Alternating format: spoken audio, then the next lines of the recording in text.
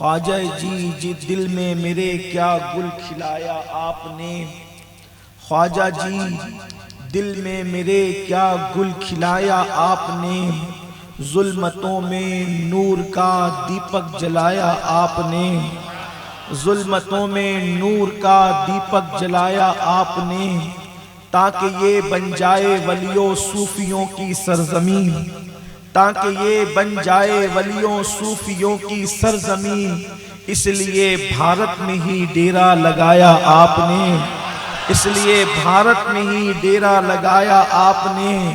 اور تھا وہ جو اجڑا ہوا سا شہر ریگستان کا، تھا وہ جو اجڑا ہوا سا شہر ریگستان کا، اس کو اجمیر مقدس کہلوایا آپ نے، اس کو اجمیر مقدس کہلوایا آپ نے، اس کو اجمیر مقدس کہلوایا آپ نے۔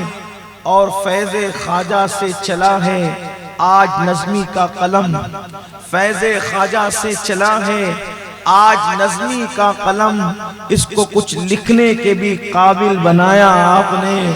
اور فیض خواجہ سے چلی ہے آج سید کی زبان، اس کو کچھ کہنے کے بھی قابل بنایا آپ نے۔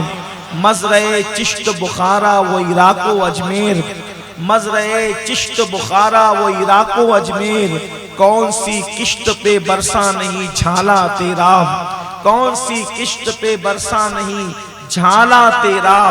اور خواجہ ہند وہ دربار ہے اعلیٰ تیرا، کبھی محروم نہیں مانگنے والا تیرا، واہ کیا مرتبہ اے غوث ہے بالا تیرا، اونچے اونچوں کے سروں سے قدم اعلیٰ تیرا، سر بھلا کیا کوئی جانے کہ ہے کیسا تیرا، اولیاء ملتے ہیں آنکھیں وہ ہے تلوہ تیرا، اور تجھ سے در در سے سگ اور سکتے ہیں مجھ کو نسبت، میری گردن میں بھی ہے دور کا ڈورا تیرا، اور کیا دبے جس پہ حمایت کہو پنجا تیرا، شیر کو خطرے میں لاتا نہیں کتا تیرا، اور مجھ کو رسوا بھی اگر کوئی کرے گا تو یوں ہی ہاں وہی نا وہ رضا بن گئے رسوا تیرا، اور وہاں کیا جود و کرم ہے شہ بطحہ تیرا، نہیں سنتا ہی نہیں مانگنے والا تیرا، تارے چلتے ہیں عطا کے وہ ہے قطرہ تیرا، تارے کھلتے ہیں سخا کے وہ ہے ذرہ تیرا،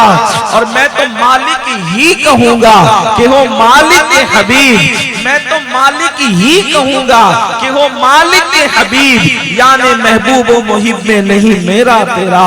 آج کی یہ محفل عرس سراپا قدس کی محفل ہے، اور آج اس شہر کے عظیم بزرگ حضرت سیدی پیر سید جلال الدین چشتی رحمت اللہ تعالی علیہ، جو سیدی سرکار خواجہ سلیمان تونسوی رحمت اللہ تعالی علیہ کے مرید و خلیفہ ہیں، آج ان کا سراپا عرس قدس ہے، اور ماشاءاللہ اتنی بڑی تعداد میں سادات کرام کے یہ چمکتے دمکتے چہرے اور علماء کرام کی یہ عظیم انجمن یہاں پر موجود ہے۔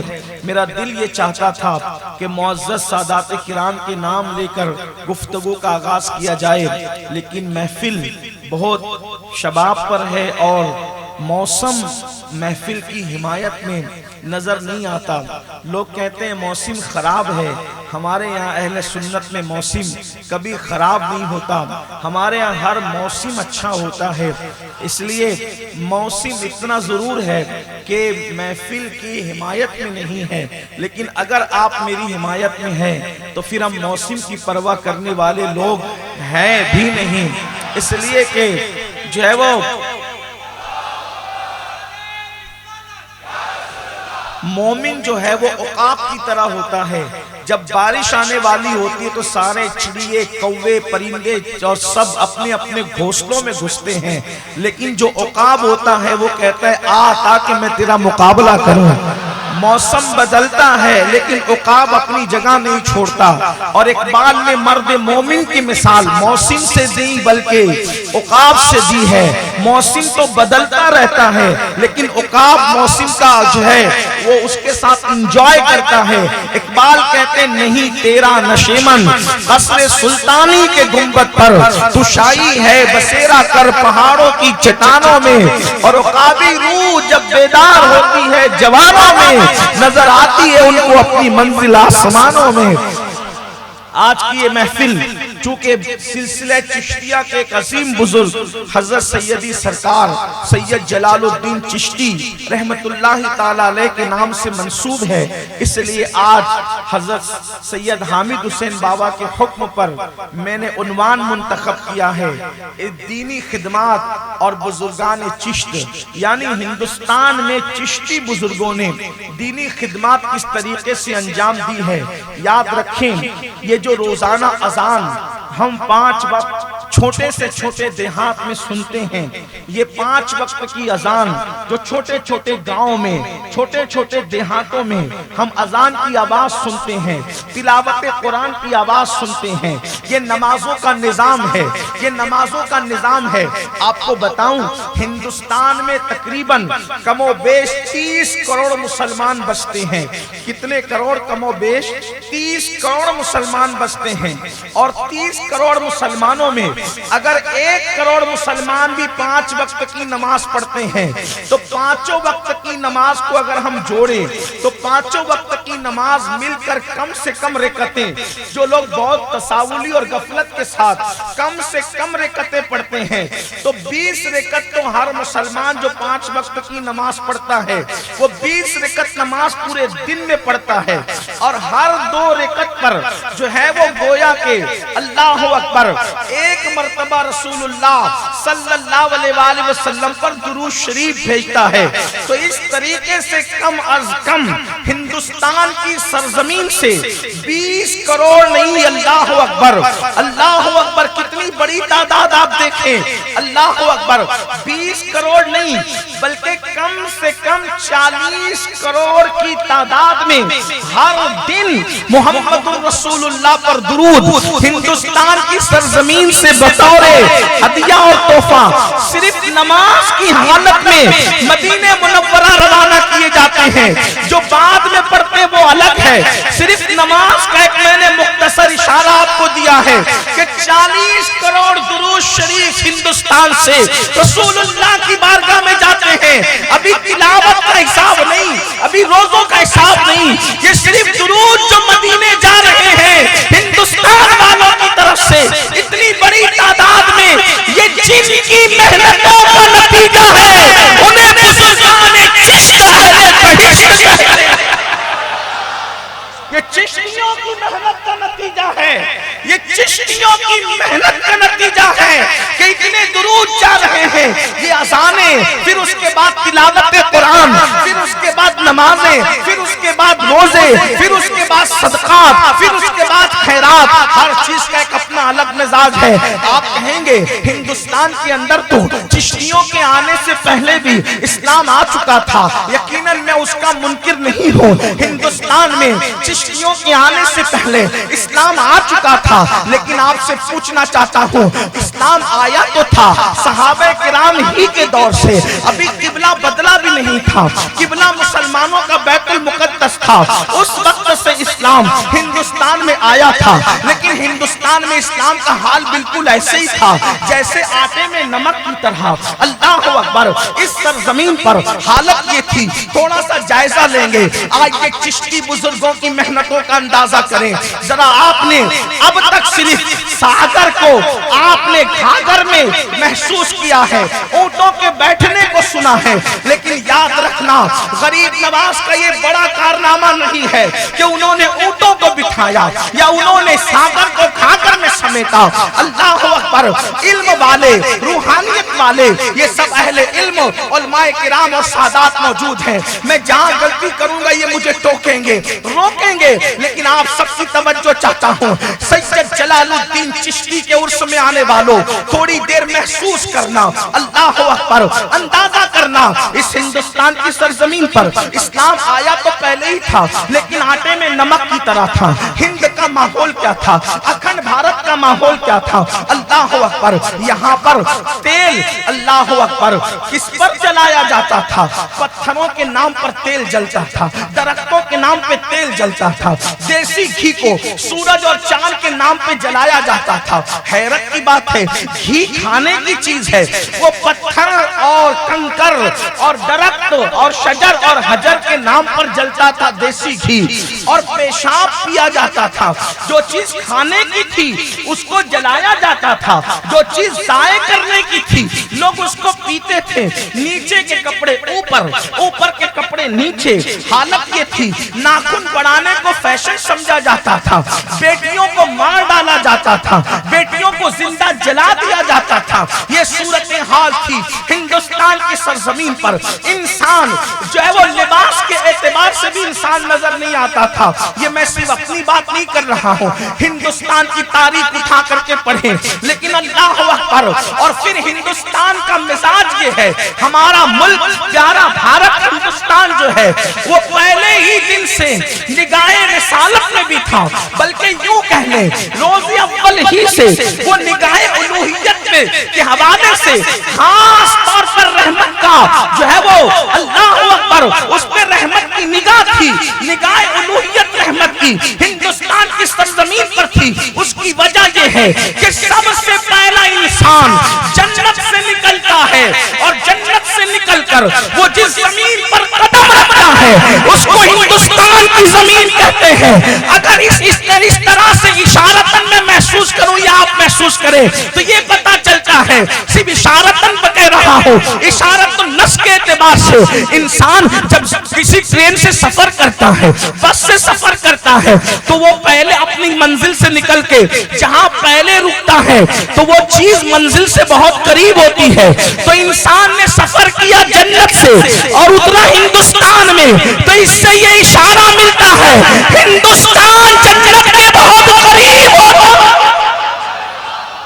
ہند کی زمین جنت سے بہت قریب تھی۔ اللہ اکبر۔ پھر اس کے بعد ہندوستان کو آپ دیکھیں، ہندوستان کس کی زبان پر نہیں؟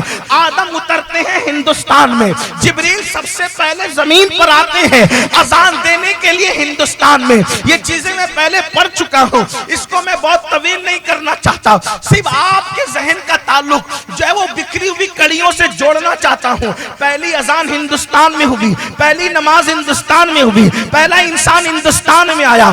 اس کو یوں بھی سن لیں کہ حضرت آدم نور محمدی لے کے زمین پر آئے، تو سب سے پہلے نور مصطفیٰ کو جس زمین نے دیکھا اسی کو ہندوستان کہتے ہیں، اس کو ہندوستان کہتے ہیں۔ یہ ہندوستان ہے، یہ بھارت ہے، اس ہندوستان کی شان یہ ہے۔ اللہ اکبر۔ لوگ ہند کو کس نظر سے دیکھتے ہیں مجھے نہیں پتا، لیکن ہم ہند کو جس نظر سے دیکھتے ہیں وہ اس طرح سے ہے کہ ہند ہمارے باپ کا ملک ہے۔ اللہ اکبر۔ ہند آدم کی آمد کی زمین ہے، ہند آدم کے اترنے کی زمین ہے، ہند پہلی اذان کی زمین ہے، ہند پہلی نماز کی زمین ہے، ہند پہلے نور محمدی کی زیارت کی زمین ہے، ہند جنت کے پتے جس زمین پر آ کر سب سے پہلے اترے ہیں وہ اللہ اکبر ہندوستان کی سرزمین ہے۔ یہاں کی جڑی بوٹی میں تاثیر ہے، یہاں کی زمین میں محبت ہے، یہاں کی زمین میں پیار ہے، یہاں کی زمین میں الفت ہے۔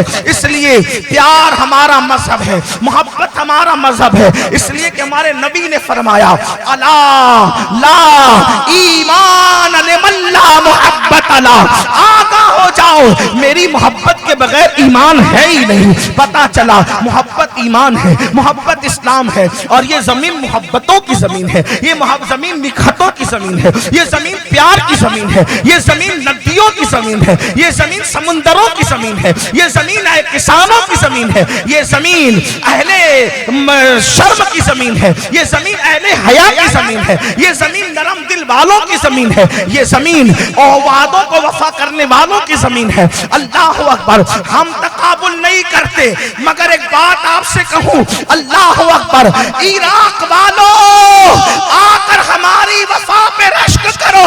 تم نے تو نبی کے بیٹے سے بے وفا کیا اور پانی نہیں دیا، لیکن ایک نبی کا بیٹا ہمارے یہاں بھی آیا، ہم نے سونے کا گنبد بنا دیا۔ نعرہ تکبیر، نعرہ رسالت، خواجہ کا ہندوستان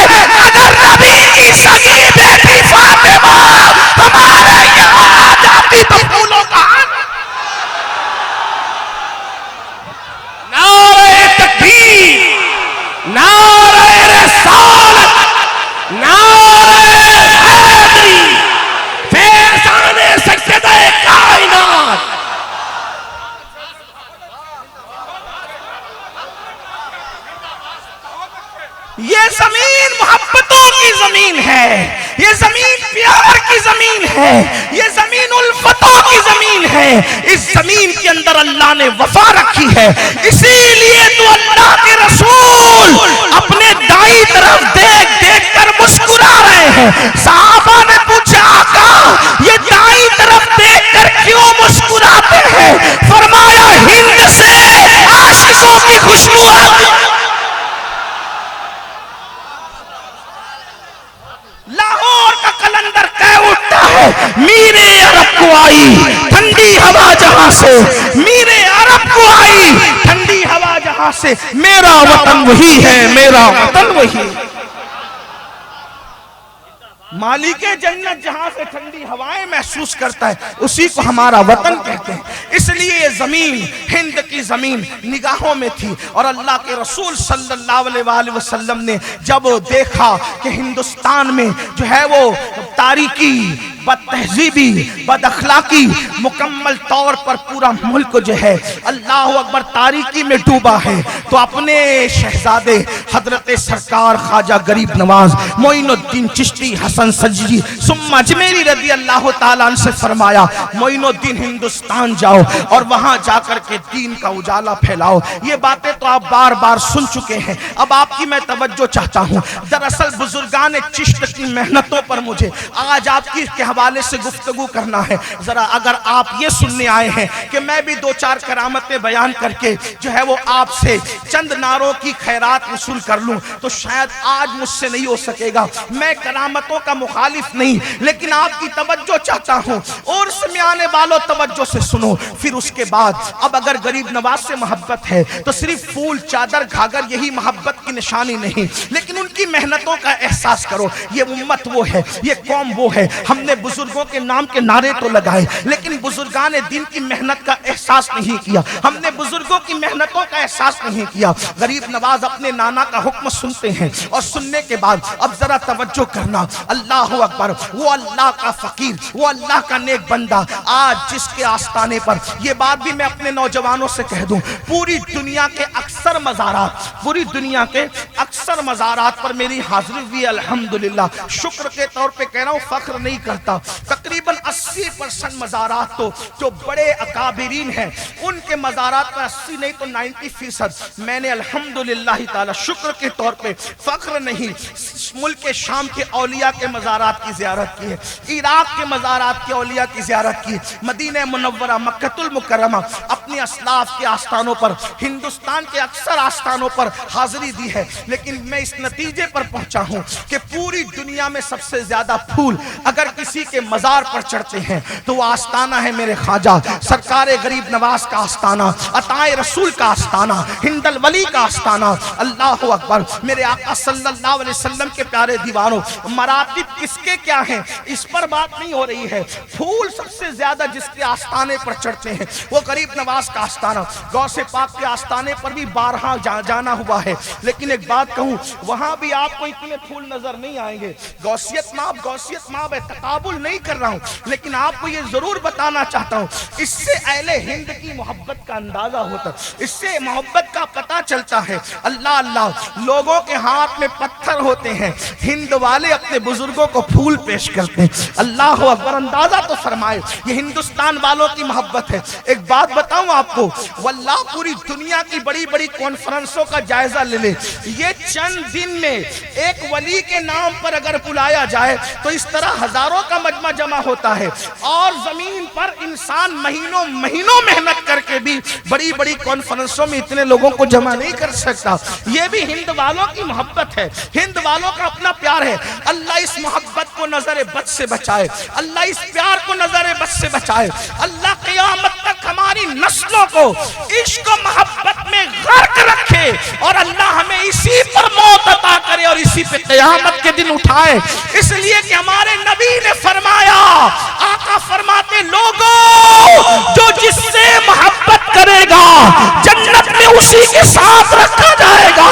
اب لوگ ہمارے مقدر پہ ناز کرے، کون کس کے ساتھ اٹھے گا یہ ہمیں نہیں پتا، لیکن ہم جس خواجہ سے محبت کرتے ہیں ان کے ساتھ، جس داتا سے محبت کرتے ہیں ان کے ساتھ اٹھیں گے، جس غوث اعظم سے محبت کرتے ہیں ان کے ساتھ اٹھیں گے۔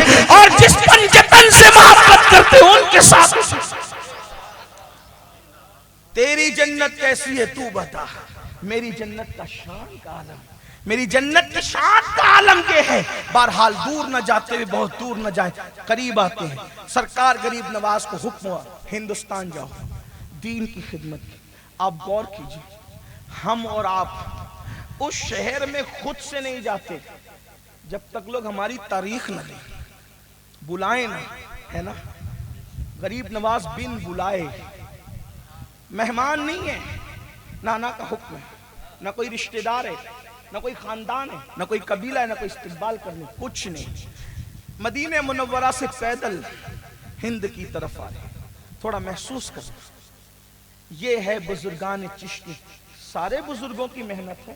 ایک بات پہلے میں واضح کر دوں، ہم اپنے ولیوں کو سلسلوں میں بانٹ کر نہیں دیکھتے، اس لیے کہ کسی بھی ولی سے بغض رکھنا اللہ سے اعلان جنگ کرنے کے برابر ہے۔ ہاں، ہم کسی ولی سے بغض نہیں رکھتے، کیونکہ ولی سے جو اعلان بغض رکھے اللہ اس کے ساتھ اعلان جنگ کرتا ہے۔ اس لیے جو سہروردی بزرگ ہے وہ بھی ہمارے، نقشبندی ہمارے، قادری ہمارے، چشتی ہمارے، رفائی ہمارے، سارے بزرگ ہم بزرگوں کو سلسلوں میں بانٹ کرنی، جو بزرگوں کو سلسلوں میں بانٹتا ہے اللہ اس سے بزرگی چھین لیتا ہے۔ اگر بزرگوں کو پہچاننا ہو تو اس طرح پہچانو، جو بزرگوں کو سلسلوں میں نہ بانٹے، جو بزرگوں کو عقیدتوں کی محراب پر رکھے وہ بزرگ ہوتا ہے۔ بزرگوں کو سلسلوں میں بانٹنے والا کبھی بزرگ نہیں۔ ایک بات بتاؤں، بزرگوں کو بانٹنا تو دور کی بات ہے، جو عوام کو بانٹے وہ بزرگ نہیں ہوتا، جو بزرگوں کو بانٹے وہ کیسے بزرگ ہوتا؟ ہاں، پھر داڑھی کتنی خوبصورت ہو، امامہ کتنا خوبصورت ہو، چہرہ کتنا خوبصورت ہو، بانٹنے والا نہیں ہوتا بزرگ۔ قوم کو جو بانٹے، یاد رکھنا، توجہ کریں، قوم کو جو بانٹے وہ بزرگ نہیں ہوتا، جو قوم میں بانٹے وہ بزرگ ہوتا۔ جو قوم کو بانٹے، توجہ کرنا، اب اس کو اشارے کی زبان میں سنیں، جو قوم کو بانٹے وہ بزرگ نہیں ہوتا ہے، جو قوم میں بانٹے وہ بزرگ ہوتا ہے۔ وہ بزرگ دیکھیں تو صحیح نا، جہاں جھولیاں بھرتی ہے وہ بزرگ دیکھ رہے ہیں۔ اس لیے ہم بزرگوں کو، اور پھر ہم لوگ الحمدللہ مرید قادری ہیں، لیکن خلافت، اجازت، قادریت میں بھی، چشتیت میں بھی، نقشبندیت میں بھی، سہروردیت میں بھی، رفاعیت میں بھی، شاذلیت میں بھی، طبقاتیت میں بھی، دسوقیت میں بھی، یہ سارے سلاسل کی برکتیں۔ اس لیے ہم ہر بزرگ کو اپنا مرشد سمجھتے ہیں، اس لیے کہیں ہمارا دل چھوٹا نہیں ہوتا، کیونکہ ہمارے یہاں نہریں نہیں ہیں بلکہ سمندر ہے، سمندر، فیضان کا سمندر۔ اس لیے جب قادریت پر بولتے ہیں تو بھی کھل کھل کر کھل کھل کے، اور پھر رفاعیت پر بولتے تو بھی کھل کھل کر کھل کھل کے، اور جب چشتیت پر بولتے تو بھی کھل کھل کر کھل کھل کے، اور جب اہل بیت پر بولتے تو بھی کھل کھل کر کھل کھل کے، اور جب صحابہ پر بولتے تو بھی کھل کھل کر کھل کھل کے۔ ہمارے اب مرجھانے کا تصور ہی نہیں ہے، مرجھاتا وہ ہے جسے پانی نہیں ملتا، ہمارا شجرہ تو ان سے ملتا ہے جو بن پانی کے تر رہتے ہیں، مرجھایا نہیں کرتا۔ نعرہ تکبیر، نعرہ رسالت، نعرہ حیدری، سید امین القادری صاحب قبلہ۔ غریب نواز تشریف لائے ہندوستان پیدل چل کے، کس کے لیے؟ دین کے۔ آج ہم کاروں کے بغیر نہیں آ سکتے، سواریوں کے بغیر نہیں آ سکتے۔ وہ مرد کلندر آپ یہ کہہ کر کے گزر جاتے 90 لاکھ کو کلمہ پڑھایا، ایسے تھوڑی پڑھایا۔ شمع جل گئی، کوئی ماچس کی تیلی سے نہیں جلی، وہ کسی کی محنت کی، جہد مسلسل کی جو ہے وہ آگ تھی جس نے اہل ہند کے سینے کو عشق رسول سے منور کیا۔ پیدل چل کے ہندوستان آئے، کوئی رشتہ دار نہ تھا، اور اپنی زندگی کا اکثر حصہ انا ساگر نام کے ایک تالاب کے درخت کے کنارے گزارا۔ آپ توجہ کرنا، جے پال کے ایمان لانے سے پہلے تک سرکار غریب نواز ایک درخت کے نیچے ایک تالاب کے کنارے بیٹھے رہے۔ آج بھی راجستھان کی سردی برداشت کے قابل نہیں ہوتی. جا کر کبھی سردیوں میں دیکھنا، دسمبر اور جنوری میں کشمیر سے قریب ہونے کی وجہ سے جب کشمیر میں برف باری ہوتی ہے تو دلی جیسے متاثر ہوتا ہے ویسے راجستھان بھی متاثر ہوتا ہے. پہاڑی علاقوں کی سردی آسان نہیں ہوتی. ہم نے وہاں پر جو ہے وہ اپنا وقت سردیوں میں بھی بتایا ہے. لوگ دوپہر میں 12 بجے بھی جو ہے وہ شیروانی اور کوٹ پہن کر کے گھومتے، کبھی جا کر کے دیکھنا. لیکن آپ سے پوچھنا چاہتا ہوں، اے میری قوم کے جیالے جوانوں جو غریب نواز کے نام پہ کہتے ہیں مجھے چڑھ گیا چشتی رنگ، میں ان سے پوچھنا چاہتا ہوں، چشتی رنگ چڑھانے والوں یقیناً اللہ سے دعا کرتا ہوں اللہ خدا کسی دن چشتی رنگ چڑھا دے. جس دن اس وجود پہ چشتی رنگ چڑھ جائے گا اس دن خدا کا جلوہ آنکھوں سے نظر آئے گا. آنکھوں سے نہیں بلکہ دل کی آنکھوں سے نظر آئے گا. اللہ اکبر، دل کی آنکھوں سے نظر آئے گا جس دن چشتی رنگ چڑھے گا. اللہ اکبر. میرے آقا صلی اللہ علیہ وآلہ وسلم کے دیوانوں، اندازہ تو کرو، غور تو کرو. ہم کہتے ہیں مجھے چڑھ گیا چشتی رنگ. وہ غریب نواز جس نے ایک تالاب کے کنارے برسوں گزارے ایک درخت کے نیچے، نہ کوئی چھت تھی، نہ کوئی اللہ اکبر کھلانے والا تھا، نہ کوئی پلانے والا تھا، نہ کوئی جو ہے وہ پوچھنے والا تھا، لیکن اللہ کے دین کے لیے، کس دین کے لیے؟ قرآن کہتا ہے هو الذی ارسل رسولہ بالہدی ودین الحق لیظہرہ علی الدین کلہ ولو کرہ المشرکون. اے محبوب، اللہ وہ ہے جس نے دین حق کو لے کر آپ کو جلوگر فرمایا اور اللہ اس دین کو غالب کرے گا. مشرکین اگر برا مانے تو برا مانتے رہے، ان کے منہ چڑھتے ہیں تو چڑھتے رہے، ان کے منہ چڑھتے ہیں تو چڑھتے رہے. اللہ فرماتا ہے ہم دین غالب کریں گے جس دین کے ساتھ آپ کو بھیج رہے ہیں. وہ کیوں غالب ہوگا یہ دین؟ اس لیے کہ محمد الرسول اللہ کے سپاہیوں میں اللہ اکبر افضل البشر بعد الانبیاء بالتحقیق سیدنا ابو بکر صدیق جیسا سپاہی موجود ہے، فاروق اعظم جیسا سپاہی موجود ہے، عثمان ذو النورین جیسا سپاہی موجود ہے، مولا کائنات سید السادات سیدنا علی مرتضی کرم اللہ تعالی وجہ الکریم جیسا سپاہی موجود ہے، حسن و حسین جیسے سپاہی موجود ہے، سعد، سعید، طلحہ، زبیر، ابو عبیدہ ابن الجراح، عشرہ مبشرہ، بلال حبشی، یہ صحابہ جیسے سپاہی موجود ہے. اہل البیت میں امام زین العابدین، امام محمد باقر، امام جعفر صادق، امام موسیٰ کاظم، امام علی رضا تقی نقی، حسن عسکری جیسے سپاہ موجود ہے، غوث اعظم غریب نواز جیسی سپاہ موجود ہے. یہ دین غالب ہو کر رہے گا. ذرا اندازہ تو کرو میری قوم کے جوانوں، ایک ایک دن میں 2-2 3-3 لباس بدلنے والوں اور مسجدوں کو ویران کر کے مسجدوں کی دیواروں کو رلانے والوں، کیا تمہارے علم میں یہ بات ہے؟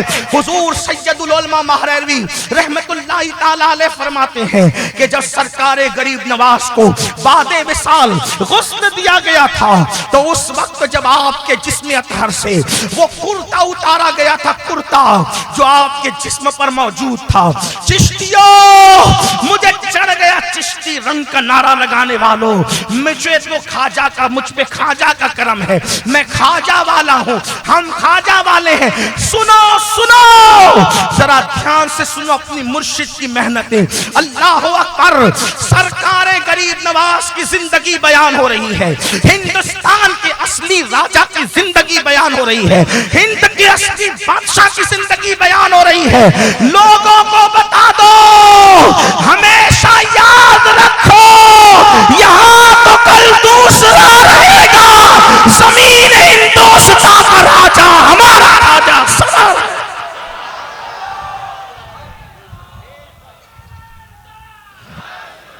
حق معین یا معین کے نعرے لگانے والوں دل کے کانوں سے سنو.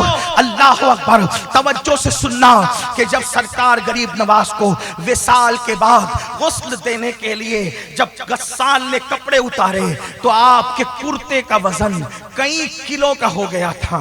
بعض لوگوں نے کہا 17 کلو اور بعض لوگوں نے کہا 23 کلو. کبھی 17 کلو کا کرتا دیکھا ہے، ہو سکتا ہے اہل ظاہر اس کا مذاق بھی اڑائیں، لیکن آؤ کسی نے کہا 17 کلو، کسی نے کہا 23 کلو. ہم نے اپنے بزرگوں سے پوچھا کرتا اتنا جو ہے وہ وزنی تو نہیں ہوتا, غریب نواز کا کرتا اتنا وزنی کیسے ہوا؟ ہمارے بزرگوں نے لکھا جو لباس مدینہ منورہ سے پہن کر چلے تھے اسی لباس ایک پر اس دین کی خاطر, اس مذہب اسلام کی خاطر, جس مذہب کو چھوڑ کر گانوں کی دہلیز پر تم اپنے ایمان کا سودا کر رہے ہو, جس مذہب کو چھوڑ کر سود کے حرام کاموں پر تم اپنے ایمان کا سودا کر رہے ہو, جس مذہب اسلام کو چھوڑ کر تمہاری بیٹیاں مشرکین کا اور منکرین کا ہاتھ پکڑ رہی ہے, تمہاری تربیت کی نہ بنیاد, تمہاری تربیت صحیح نہ ہونے کی بنیاد پر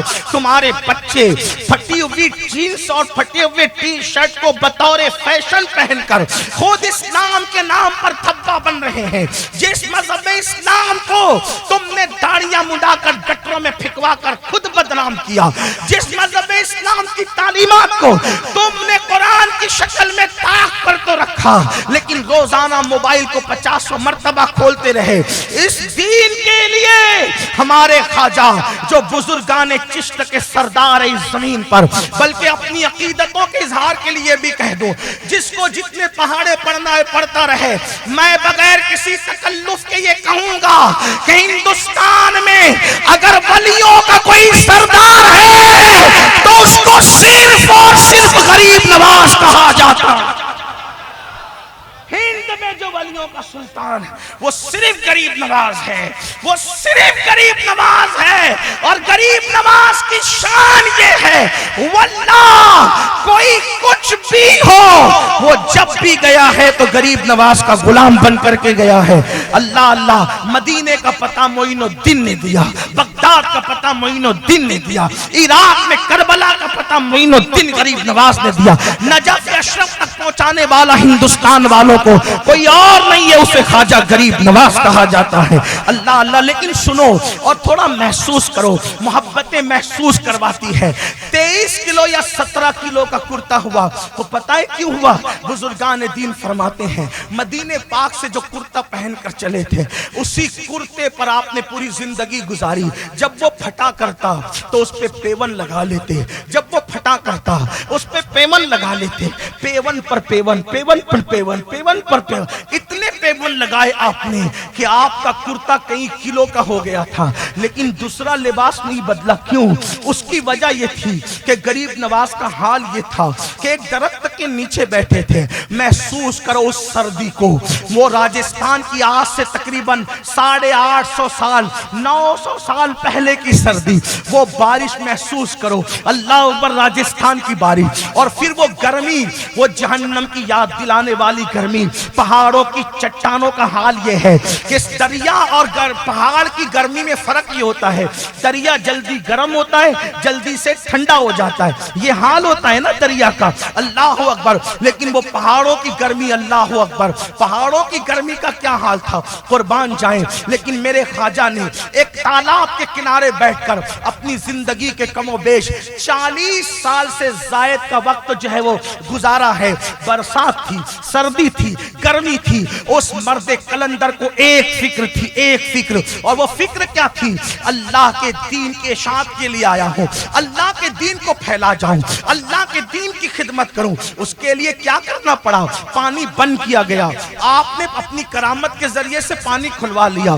یہاں نہیں بیٹھنا, یہاں تو بادشاہ کے اونٹ بیٹھتے ہیں, اٹھ کر کے چلے گئے, پتھر مارے گئے, جادو کیا گیا, اندھا کرنے کی کوشش کی گئی, لڑکیوں کو بھیج کر سرکار غریب نواز پر گھنونے الزام لگانے کی کوشش کی گئی, لیکن وہ مرد کلندر ٹس سے مس نہ ہوا.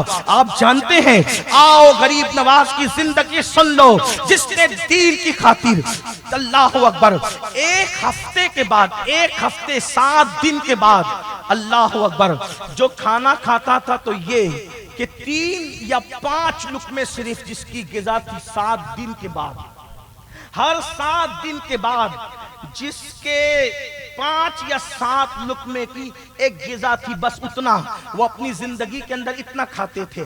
اور آخری کے 70 سال فجر کی نماز میں سوتے پڑے رہنے والوں اور چشتی رنگ کا دعویٰ کرنے والوں, गरीब नवाज को अल्लाह ने 97 ईयर्स की उम्र अता की थी, 97 साल। आखिरी के 70 साल गरीब नवाज को किसी ने सोते नहीं देखा, ना दिन में ना रात में। दिन को भी जगते थे, रात को भी जगते थे। अल्लाह के दीन की फिक्र जिसको जगाती थी। उससे बढ़कर एक बात और बताऊं, अल्लाह अकबर, उम्र जब 60 के करीब पहुंची, अल्लाह के रसूल ख्वाब में आके कहते, मोइनुद्दीन क्या तुम शादी नहीं करोगे, निकाह नहीं करोगे? अर्ज करते, नाना जान मैं तो भूल ही गया था, आपने मुझे जो जिम्मेदारी सौंपी थी हिंदुस्तान में दीन फैलाने की, उस जिम्मेदारियों में उतना डूबा कि मैं तो भूल ही गया था कि मुझे शादी भी करनी है। अल्लाह के रसूल अलैहि सलाम ने रिश्ते की तरफ खुद इशारा किया कि फला जगह की वो फला शहजादी है, उसके साथ तुम्हारा रिश्ता होगा। उनसे कहा कि मेरा बेटा मोइनुद्दीन है। अल्लाह अकबर, आप अंदाजा फरमाएं, जिसने जान तजा, जिसने माल तजा, जिसने ख्वाहिशात तजी, अल्लाह अकबर, जिसने शादी 60 साल तक करने का सोचा भी नहीं जब तक हुजूर ने हुक्म नहीं दिया। इन मेहनतों के बाद 90 लाख जबानों पर कलमे तैयबा आया है। अब आपसे पूछता हूं एक छोटी सी बात, इस पर गौर करना और महसूस करना। मैं अपनी बहनों की, बेटियों की, माओं की तवज्जो चाहता हूं।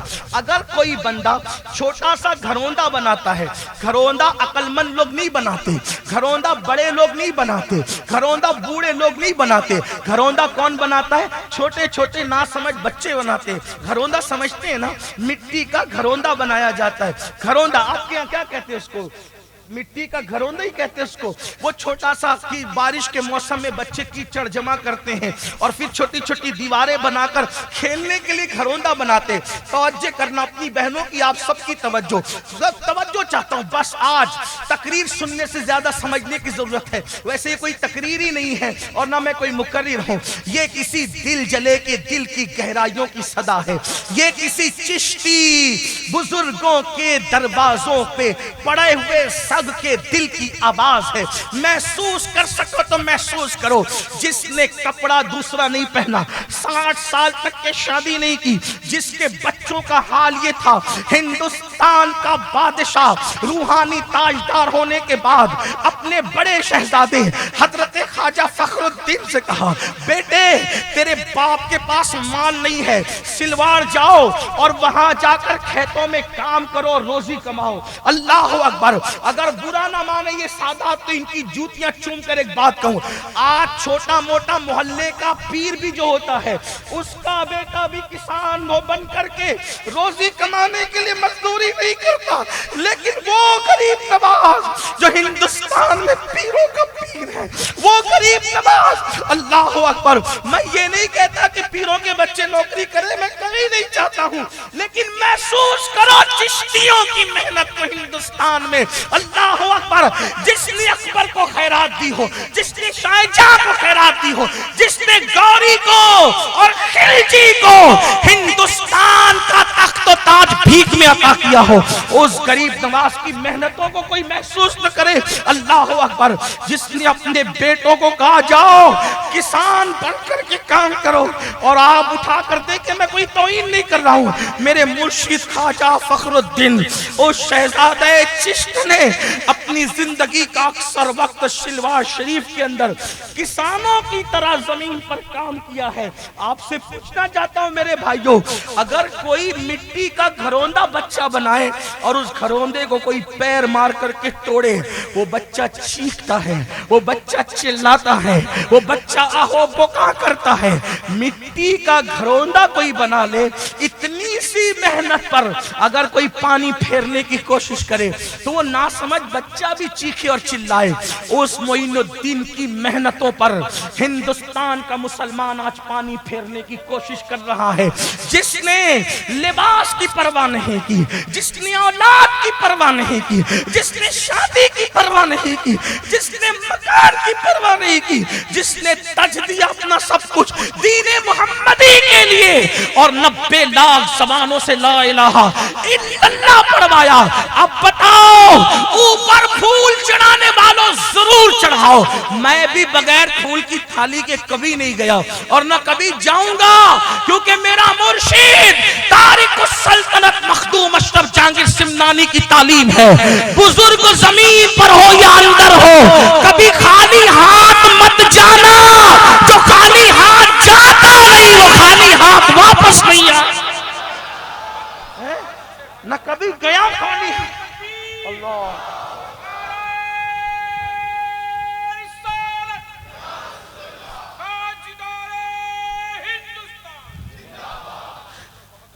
اپنے بزرگوں کی قبروں اور مزارات پہ پھول چڑھا کر مطمئن ہونے والوں, میں نے تو 50,000 کے پھول چڑھائے, 5,000 کے چڑھائے, 1,00,000 کے چڑھائے, تجھے سلام کرتا ہوں. لیکن جو اوپر پھول ڈال کر نیچے اپنے بزرگوں کی روحوں کو تڑپائے,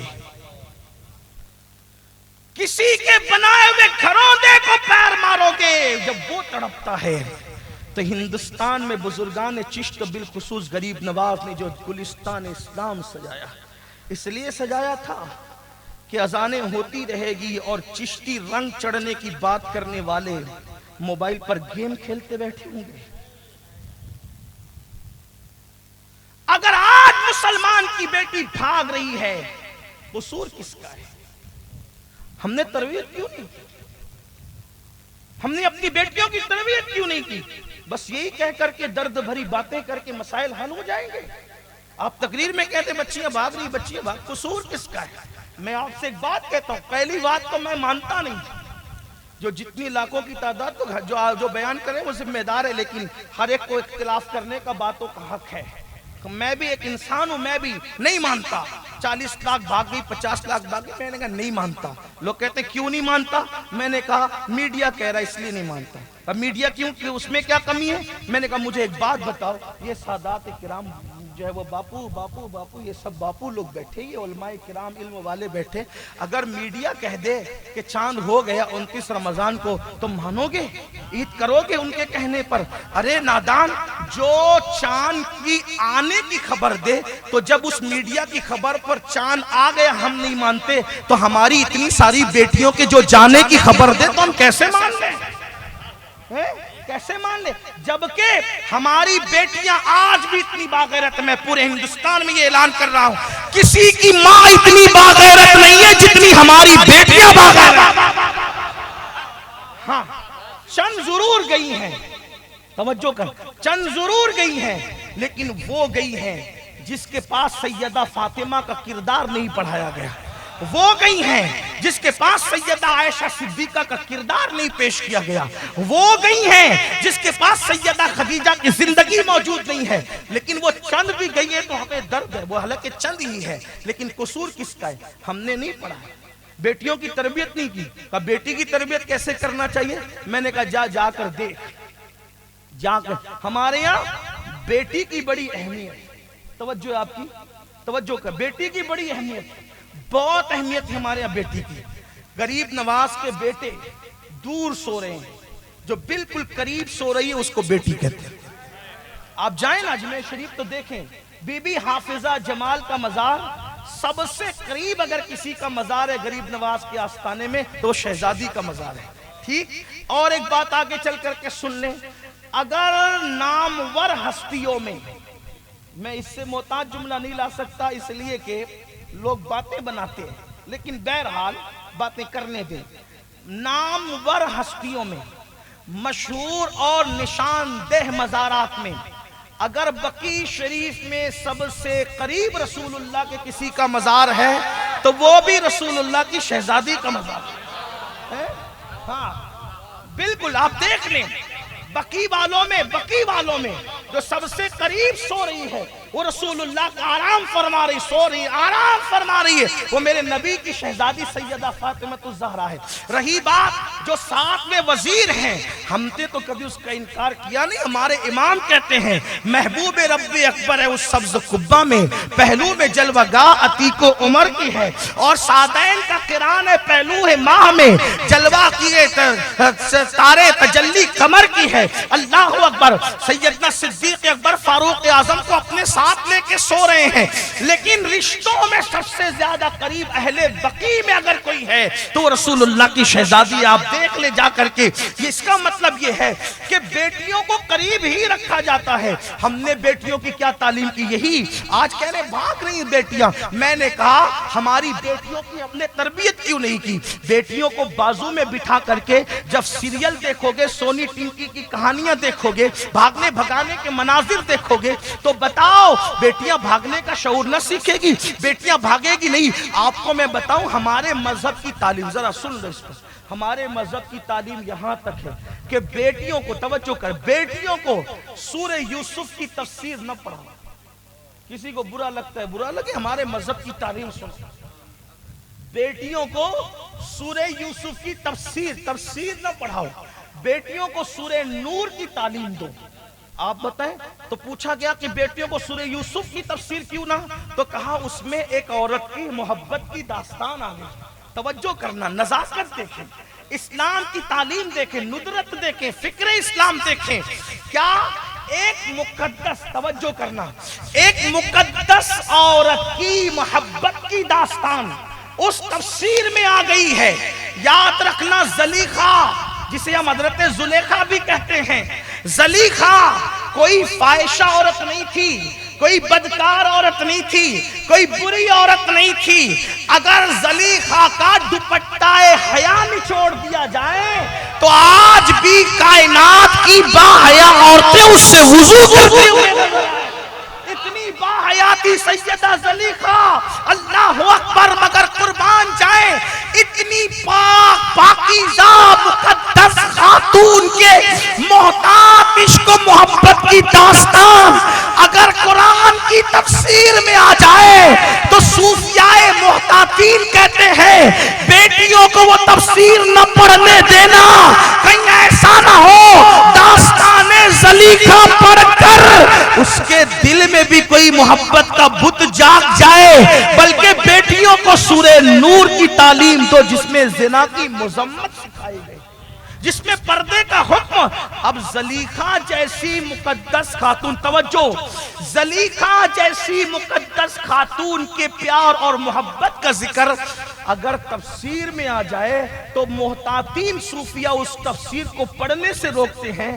تو وہ ننگی زانی عورتیں جن کے عشق کی داستان سیریلوں میں دکھائی جاتی ہے، جب تم بیٹیوں کو پاس میں بیٹھ کر دیکھو گے، جب بیٹوں کو گود میں لے کر دیکھو گے تو بچوں پہ کیا اثر ہوگا؟ اور پھر اسی ہندوستان میں دین کا مذاق اڑے گا، دین کو گالیاں دی جائے گی، تو پھر غریب نواز کے دل پر کیا گزرے گی؟ اللہ اکبر۔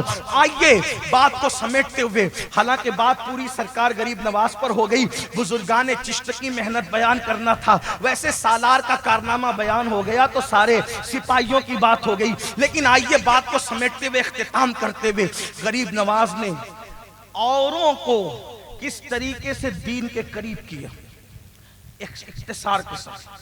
جب غریب نواز رضی اللہ تعالی عنہ پر کسی کا جادو نہیں چلا، سحر نہیں چلا، پانی وانی سب بن کر کے دیکھ لیا، تب اشاروں کی زبان میں سن لے اختصار سے۔ جو بادشاہ تھا وقت کا، اس نے جادوگر کو بلایا۔ جادوگر کبھی نام نہیں لیتا، ٹھیک نہیں لیتا جادوگر کا نام، توجہ کرنا، آپ کو سب کو پتا ہے جادوگر کون تھا۔ کچھ دیکھیے، ہمیں دلوں کا بڑا خیال کرنے، کیونکہ ہم لوگ چشتی بھی ہے نا، تو ہمیں دلوں کو خیال کرنے کا بڑا حکم ہے۔ البتہ ایک بات آپ کو بتاؤں، بزرگان چشت کہتے ہیں قادریت اور چشتیت کا فرق۔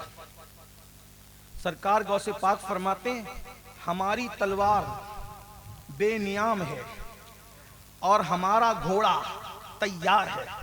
توجہ کرنا، سن لیں آپ، ڈرو مت یار، کسی سے مت ڈرو۔ کون کیا کرے گا اور کس کی اوقات کیا ہے۔ قادریت اور چشتیت میں فرق ہے، سنیں۔ فرماتے ہمارا گھوڑا بے لگام، ہماری تلوار بے نیام۔ غوث پاک کہتے ہیں جو میرے مرید کو چھیڑے گا میں اس کی 7 نسلوں کو برباد کروں گا۔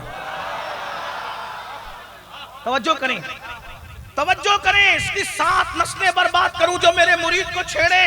اور فرماتے مریدی لا تخف واشن فإنی، مریدی لا تخف واشم فإنی عزوم قاتل عند القتال، میرے مرید مت گھبرانا ڈرنا مت، تیرا پیر عبد القادر جیلانی لوگوں کو قتل کرنے والا۔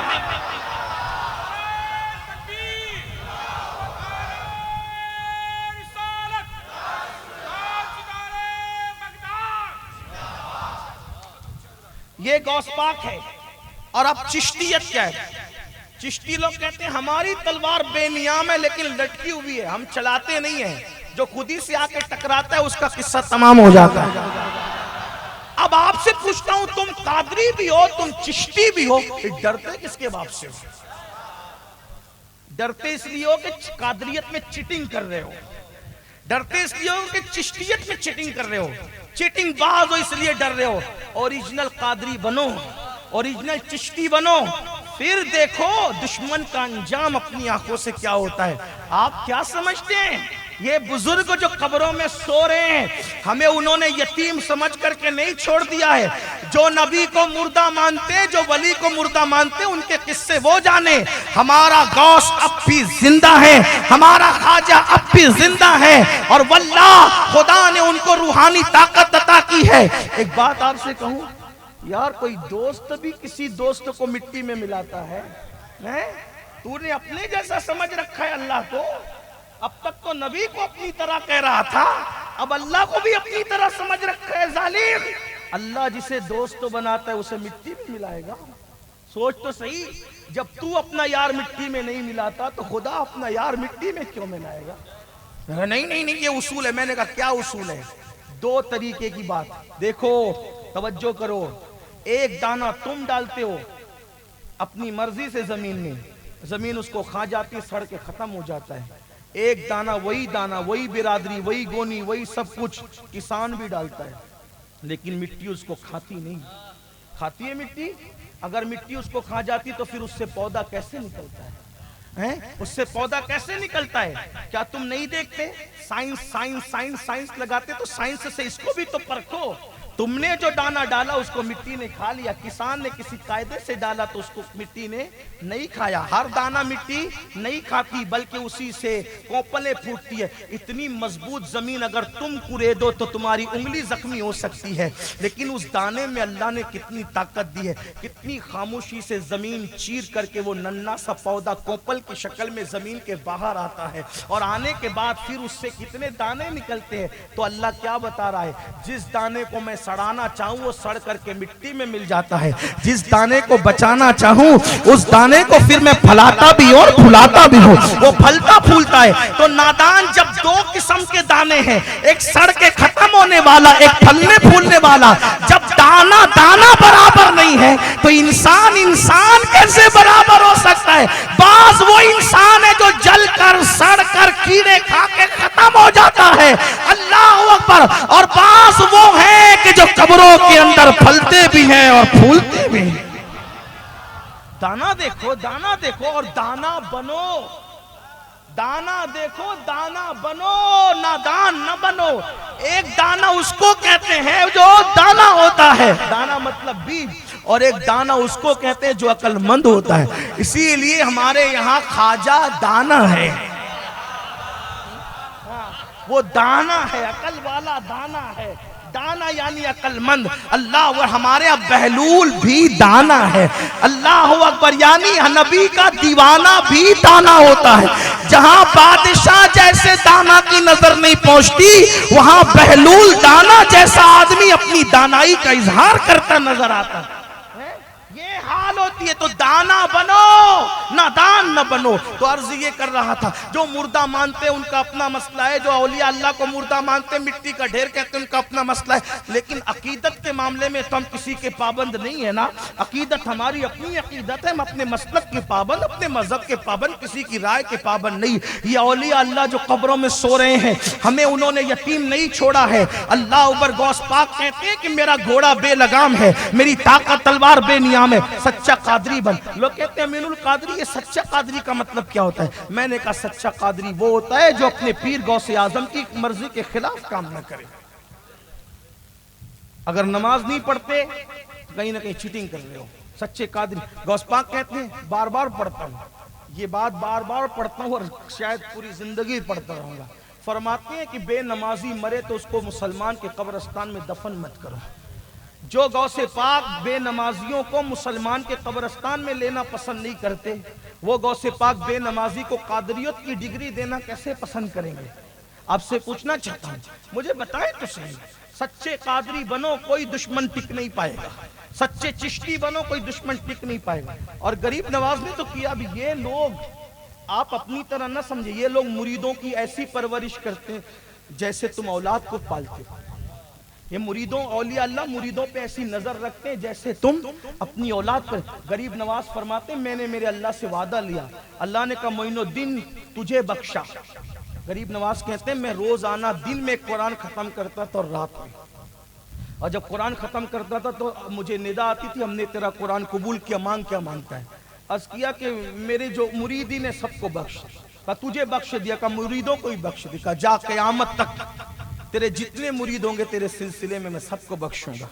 تو غریب نواز کہتے تھے جو میرا مرید اور میرے مریدوں کا قیامت تک مرید ہے، میرے سلسلے کے خلفاء کا مرید ہے چشتی، میں اس وقت تک جنت میں قدم نہ رکھوں گا جب تک اس کو ساتھ نہ لے لوں.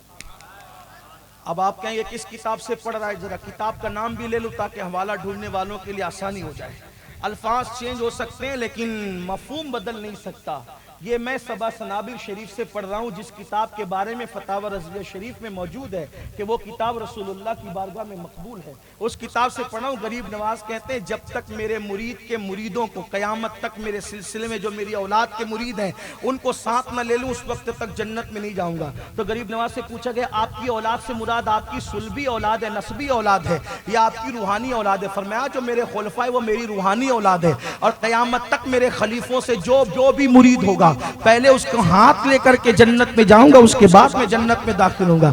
آپ اندازہ کریں جو قیامت کی ہمہ ہمی میں مریدوں کا نہ بھولے، آج وہ ہمیں دنیا کی ہمہ ہمی میں بھول جائیں گے نہیں، لیکن ان بزرگوں کا پاس کرو، لحاظ کرو، کتنی محبت کرتے ہیں. اور غریب نواز کا حال تو یہ تھا اکثر آنکھیں بند رکھتے تھے، جس وقت آنکھیں کھول کے کسی کو غور سے دیکھ لیتے اللہ اس کو اپنا ولی بنا لیا کر. غریب نواز کو آپ نے سمجھا کیا ہے میرے بھائی؟ غریب نواز کی اپنی محنتیں ہیں تو 90 لاکھ کو ایمان کی دولت دی، کس طریقے سے دین کی خدمت کی میرے بھائیوں.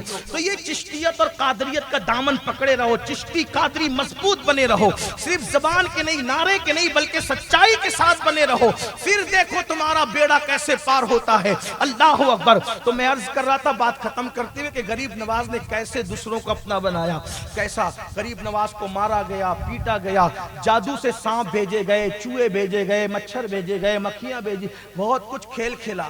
لیکن وقت کا بادشاہ جادوگر کے پاس آتا ہے، بہت بڑا ہندوستان کا جادوگر. ایک بات یاد رکھنا، باطل جب ہارتا ہے تو سہارا جادو کا لیتا ہے. ہاں، اور جادو سے متاثر مت ہونا. اس کا منہ دیکھ کر کے کہہ دیا کہ اس کو یہ مسئلہ، اس کو وہ مسئلہ، اور یہ حل اور اس کا وہ حل، اور ہم سب بتا دیتے ہیں. ہم نے کہا اس سے ہم متاثر نہیں ہوتے. ہاں، کیونکہ یہ کام مینا بازار کا گدھا بھی کرتا ہے. توجہ ہے آپ کی. ہاں، آپ نے مینا بازار اگر دیکھا ہوگا تو آپ نے دیکھا ہوگا کہ ہمارے یہاں مہاراشٹر میں جب مینا بازار آتا ہے تو وہ جو گدھا ہوتا ہے اس کا نام ہیرا لال پنا لال ہوتا ہے. اور ایک آدمی کا کی وہ جو ہے وہ گدھے کی، وہ جو مینا بازار کا جو گدھا ہوتا ہے اس کی آنکھ پہ، یہاں تو لوگوں کی آنکھ کھلی ہوئی ہے، کتنے جاسوس پھیلے ہوئے ہمیں نہیں پتا، لیکن وہاں تو گدھے کی آنکھ پر بھی پٹی ہوتی ہے. اور گدھے کی آنکھ پر پٹی ہوتی ہے لیکن گدھے کے پاس کوئی چٹھی نہیں ہوتی. گدھے کی آنکھ پہ پٹی ہوتی ہے لیکن اس کے پاس کوئی چٹھی نہیں ہوتی. مگر گدھے کی آنکھ میں جب پٹی باندھتا ہے اور باندھ کر کے کسی کی گھڑی لے لیتا ہے اور گھڑی لے کے کسی کے ہاتھ میں دیتا ہے، پھر اس کے بعد کہتا ہے ہیرا لال پنا لال کو، وہ مینا بازار کا جو اس کا مالک ہے، گدھے سے پوچھتا ہے بتا فلاں کی گھڑی کس کے پاس ہے؟ تو آپ نے دیکھا ہوگا، دیکھا ہے تو ہاں کہنا، نہیں دیکھا ہے تو نہ کہنا. لیکن یہ نہیں کہتا کہ مینا بازار میں جا کے دیکھ لینا، مگر اگر دل چاہے تو ذرا دیکھ بھی لینا، تھوڑی سی تسکین کر لینا، تاکہ میں بات غلط نہیں کہہ رہا ہوں، صحیح کہہ رہا ہوں. اور یہ بات بات میرے بچپنے سے مجھے یاد ہے کہ وہ ہیرا لال پننا لال جس کی گھڑی لے کر کے جس کے ہاتھ میں دی آنکھ پہ پٹی ہے وہ وہیں جا کر کے کھڑا ہوتا ہے، کس کا رومال کس کے پاس ہے وہ وہیں جا کے کھڑا ہوتا ہے۔ میں نے کہا نادان، جیب کے چھپے ہوئے رومال، جیب میں چھپی ہوئی گھڑیاں جب ہندوستان کا گدھا بتا سکتا ہے تو پھر ہمیں متاثر ہونے کی کسی سے ضرورت نہیں ہے۔ ہم دل کی باتیں بتانے پر توجہ کرنا، دل کی باتیں بتانے پہ متاثر نہیں ہوتے، دل میں ایمان کی شمع جلانا ہمارے یہاں قیمتی ہوتا ہے۔ نعرہ تکبیر، نعرہ رسالت، نعرہ حیدری، فیضان اولیاء کاملی۔ مجھے ایسا لگتا ہے شاید ساؤتھ افریقہ میں کچھ لوگ ایسا کرتے ہیں کہ وہ لوگوں کے دل کی بات چٹھیوں سے بتاتے ہیں، ایسا کچھ لوگوں نے مجھے بتایا ہے۔ بہرحال کوئی کچھ بھی کرتا، ویسے شریف لوگ چٹھیوں سے کام نہیں لیتے، بلکہ یہاں تو وہ آنکھوں ہی آنکھوں میں مستانہ بناتے ہیں، وہ آنکھوں ہی آنکھوں میں مستانہ بناتے ہیں، زحمت بھی نہیں دیتے میں خار کو پینے کی۔ بہرحال تو عرض یہ کر رہا تھا، وقت کا بادشاہ جادوگر کے پاس گیا، کہا کہ یہ فقیر نے ہماری نیند حرام کر رکھی ہے۔ اور کیا ہوا؟ رہتا ایک درخت کے نیچے تالاب کے کنارے، لیکن جس کو دیکھو اسی کی طرف اسی کی طرف اسی کی طرف اسی، ہمیں چھوڑ چھوڑ کے لوگ اس کی طرف جا رہے ہیں، یہ ہمارا تختہ نہ پلٹ دے، یہ ہمارا تختہ نہ پلٹ دے۔ بادشاہ کو کیا کہا پتہ ہے جادوگر نے؟ آپ تو دیکھ رہے ہیں نا کہ ہم تو سب کر چکے لیکن ناکام ہے۔ کہا ناکام کیوں؟ اس پہ جادو اثر کیوں نہیں کرتا؟ سن لو میرے نوجوان بھائی، دل کے کانوں سے بزرگان چشت کی خدمات پہ بات ہو رہی تھی، آج غریب نوازی پہ پڑھ کے ختم کرتے، پھر کبھی سب چشتیوں کا ذکر کریں گے، اللہ زندگی دے انشاءاللہ۔ حضرت سرکار جلال الدین چشتی کی محفل ہے، ان کے مرشد کا ذکر ہو، ان کی روح بھی بڑی خوش ہو رہی ہوگی، اور وہ فیضان انہی کا بٹ رہا ہے۔ بادشاہ کو جادوگر نے کہا کہ آپ نے نہیں دیکھا، ہم نے سب کر لیا۔ تو کہا کہ ہوگا کیا کہ اس پہ جادو کرو، یا یہ پاگل ہو یا یہ نکل کے چلا جائے۔ بادشاہ کو جادوگر نے کہا کہ یہ ایسے جادو اس پہ اثر نہیں کرے گا۔ کہا کیوں؟ کہا یہ نگاہ کا اتنا پختہ اور پاکیزہ ہے کہ اس نے اپنی نگاہ سے کسی عورت پر کبھی پاپ کی نظر نہیں ڈالی، اس نے اپنی نظر اپنی آنکھ سے کبھی کسی لڑکی کو پاپ کی نظر سے نہیں دیکھا۔ اس کی نگاہوں کا تقدس ہے کہ میرا جادو اس پہ اثر نہیں کرتا، مجھ سے بڑا بھی کوئی لے آئے گا کہیں سے ڈھونڈ ڈھانڈ کے تو اس پہ اثر نہیں کرے گا۔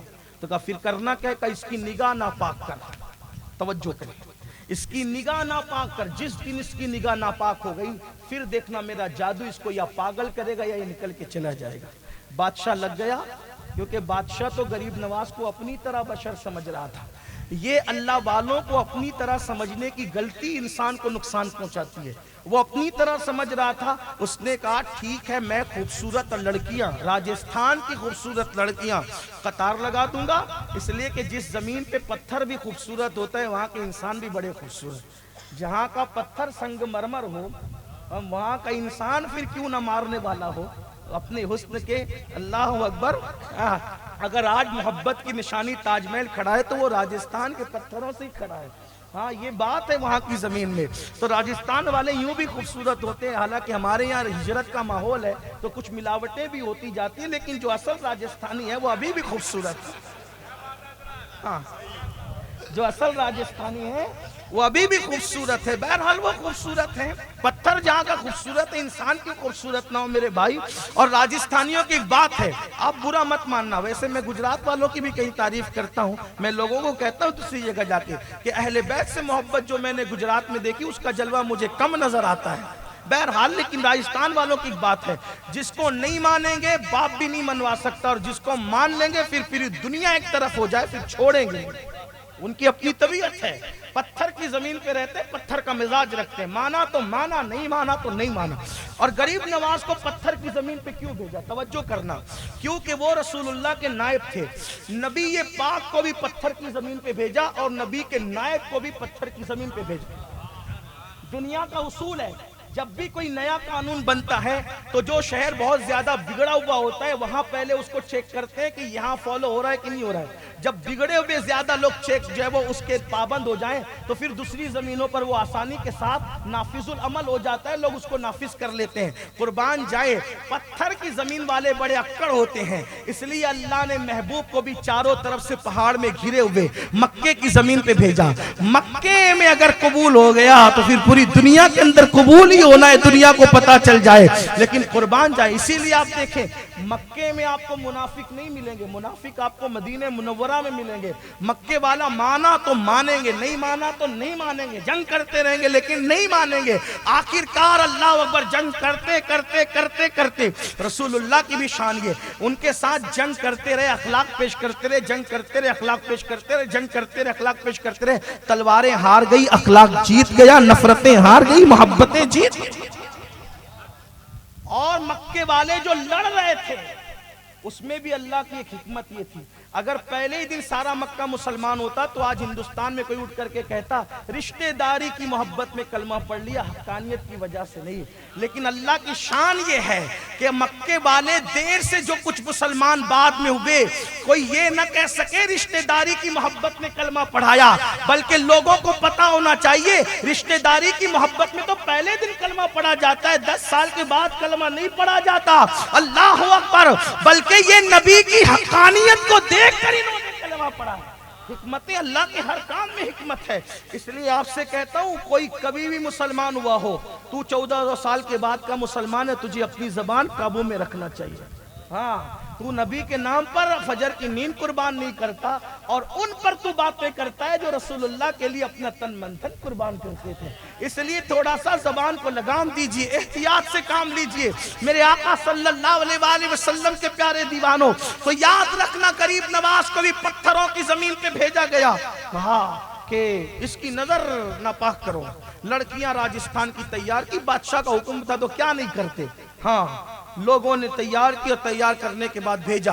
انا ساگر کے کنارے وہ حور پریاں جیسی دکھنے والی لڑکیاں حسن و سراپا اور مجسم حسن بن کر کے، میک اپ کر کر، خوبصورت بن کر کے، تتلیوں کے باغپن کے ساتھ چلی، اور چلنے کے بعد اپنے پازیب ارد گرد خوب بجائے، لیکن آنکھ بن کر کے وہ مرد کلندر دل کی طرف متوجہ ہو کر کے بیٹھا ہوا تھا۔ یاد رکھنا، مسلمان جب دل کی طرف آنکھ بن کر کے بیٹھے تو پھر یہ مت سمجھنا کہ وہ ہے کہاں، وہ کہیں بھی ہوتا ہے، لیکن اس کا تصور کو حضور شیخ المشائخ اعلیٰ حضرت اشرفی میاں رحمت اللہ علیہ نے بڑے خوبصورت لب و لہجے میں پیش کیا ہے۔ حضور اشرفی میاں فرماتے ہیں، جھکا کے سر بیٹھتے ہو تم کیوں، یہ راز اے اشرفی بتا دو۔ تو جھکا کے سر بیٹھتے ہو تم کیوں، یہ راز اے اشرفی بتا دو۔ تمہیں تصور ہوا ہے کس کا، یہ کس کی شکلیں ہنسی ہے دل میں، تمہیں تصور ہوا ہے کس کا، یہ کس کی شکلیں ہنسی ہے دل میں۔ وہ مرد کلندر ہندوستان کا تنہا راجہ، 90 لاکھ زبانوں کو کلمے کی سوگات دینے والا خواجہ، جب آنکھ بند کر کے دل کی طرف متوجہ ہو کر بیٹھے ہوئے تھے، ایسے عالم کے اندر وہ آئی، پازیب بجائی، پازیب بجا کر کے تھک گئی، پیر تھکے، وجود جواب دے گیا، اور تھکن سے چور ہو کر کے واپس لوٹی۔ وقت کے بادشاہ نے پوچھا کیا ہوا، کیا ہوا؟ لڑکیوں نے کہا پتہ نہیں اس کی آنکھ میں کون بسا ہے، آنکھ بن کر کے کیا بیٹھا کہ ہمیں تو دیکھا ہی نہیں، ہمیں تو دیکھا ہی نہیں۔ عشق والوں کی غیرت یہ ہے، عشق والوں کی غیرت یہ ہے، کیا محبوب کو آنکھ میں رکھتے ہیں اور آنکھ بند کرتے ہیں، نہ میں دیکھوں غیر کو نہ کوہ دیکھن دوں۔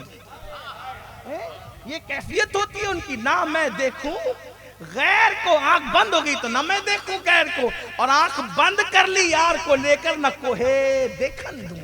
یہ حال ہوتا ہے، آنکھیں بڑی قیمتی ہوتی ہے، اس کو زنا کی فلموں سے گندا مت کرو۔ آنکھیں بہت قیمتی ہوتی ہے، عورتوں کو پاپ کی نظر سے دیکھ کے اس کو گندا مت کرو۔ آنکھیں بہت قیمتی ہوتی ہے، اس کو زنا کے مناظر دیکھ کر گندا مت کرو۔ اپنے غریب نواز کی زندگی دیکھو، آنکھیں بند کر لی ان پاپیوں کی جو ہے وہ سازش سے بچنے کے لیے، اس نے سب کو دھتکار کا، تم جاؤ ناکارہ لڑکیوں، یہ کام میری بیٹی کرے گی۔ بیٹی، بادشاہ نے بیٹی کو تج دیا، بیٹی کو بلایا، کہا کہ میری راجکماری ایک مہم ہے، ہندوستان کی آبرو کا سوال ہے، یہ ہندوستان میں اگر مسلمان آ گئے نا تو ہندوستان کی عورتوں کے ساتھ یہ بہت گندا کام کریں گے. تو قربان کر دے آبرو کو اور ساری ہندوستان کی عورتوں کی عزت بچا. پروپیگنڈا بڑا غلط ہوتا ہے، بڑا غلط ہوتا ہے پروپیگنڈا. ڈراتے ہیں لوگ، باطل کے پاس سوائے پروپیگنڈے کے کچھ نہیں ہوتا. لیکن ایک بات کہوں، مسلمانوں کو چاہیے پروپیگنڈا کتنا بھی غلط ہو اپنا اخلاق درست کرو، اپنا کردار درست کرو. ہمارے یہاں بیٹی کسی کی بھی ہو، بیٹی صرف بیٹی ہوتی. ہمارے نبی نے حاتم طائی کی بیٹی کے سر پہ دوپٹہ ڈال کر ہمیں پیغام دیا کہ بیٹی اگر کافر کی بھی ہو تو اس کی عزت کی جاتی ہے، اس کی آبرو رکھی جاتی ہے. یہ نہیں کہ پڑوسیوں کی بیٹیوں پہ ہاتھ ڈالو، نظر ڈال. آج مسلمان کا کردار اتنا گندا ہو چکا ہے کہ پڑوس میں اگر مسلمان کی بیٹی رہتی ہے تو آج لوگ اس کو بھی گندی نہ، بلکہ کیا دن دکھایا. وہ مائک پہ بولتے ہوئے شرم آتی ہے، لیکن آپ مجھے ملتے کہاں ہو. اب تو یہ ہے کہ بعض حادثات ایسے بھی سننے میں آ رہے ہیں لوگوں کے کہ دیور کے ساتھ بھابھی کے معاملہ. یہ دن دکھایا. مسلمان ہونے کے لیے کچھ غیرت تو کرو. ساری نفسانیت ہی رہ گئی، ساری نفسانیت ہی رہ گئی. کہیں پر بھائی بہن کے معاملات بھی سنے گئے، کہیں پر بہنوئی اور سالی کے معاملات بھی سنے گئے. لوگوں کو ڈر نہیں لگتا. کب تک پاپ کرو گے، کب تک پاپ کرو گے، کب تک جرائم کرو گے. فرعون کا انجام دیکھو، یزید کا انجام دیکھو، نمرود کا انجام دیکھو. جب تک کہ روح کا رشتہ جسم کے ساتھ ہے تبھی تک پاپ کرو گے نا. اس کے بعد جب روح کا رشتہ جسم سے ٹوٹ جائے گا تو پھر کیا بنو گے؟ غور کرو، سوچو. کیڑوں کی غذا، خوبصورت جسم پہ ناش کر. میں اپنی بہنوں سے بھی کہتا ہوں، حالانکہ میری بہنیں ایسی نہیں ہیں، یہ میری مائیں بیٹی بھی ایسی نہیں ہیں، لیکن پھر بھی ویکسین کے طور پہ، حفظ ما تقدم کے طور پہ کہہ رہا ہوں. اگر کوئی تمہیں موبائل کا لالچ دے کے، پیسے کا لالچ دے کے، شادی کا لالچ دے کے، گھر کا لالچ دے کے، بائک کا لالچ دے کے تمہارے خوبصورت جسم کا سودا کرنا چاہے تو تھوڑی دیر کے لیے سوچ لینا، یہ دنیا چند دن کی ہے. ممتاز ہمیشہ زندہ نہ رہی. جس کے لیے تاج محل بنا وہ تاج محل دیکھ نہ سکی. میری بہن تو کس دھن میں ہے؟ قبر کی تاریک وادی میں سونا پڑے گا. ایک بات بتاؤں، یہی فرق ہے تیاری کرنے اور نہ تیاری کرنے والوں کو. دیکھو جو تاج محل میں سو رہی ہے اس پر کوئی فاتحہ پڑھنے والا نظر نہیں آتا، لیکن آج جو بقیع میں بغیر گنبد کے آرام کر رہی ہے، جب تک اس کا نام نہیں لے لیا جاتا عاشق رسول اپنا خطبہ مکمل نہیں کرتا. نعرہ تکبیر، نعرہ رسالت، نعرہ حیدری، فیضان سجدہ کائنہ. پتا چلا گنبدوں کی اہمیت ہمارے یہاں نہیں ہے. یار کو راضی کر لو، یہ دنیا بھی تمہاری ہے، وہ دنیا بھی تمہاری.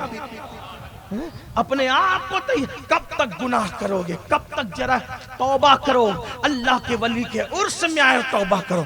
زندگی بدلو، مرو گے، موت آئے گی. لیکن یاد رکھنا، اگر تیاری کر لی موت کی، اللہ کو راضی کر لیا، کوئی گنبد بنائے نہ بنائے.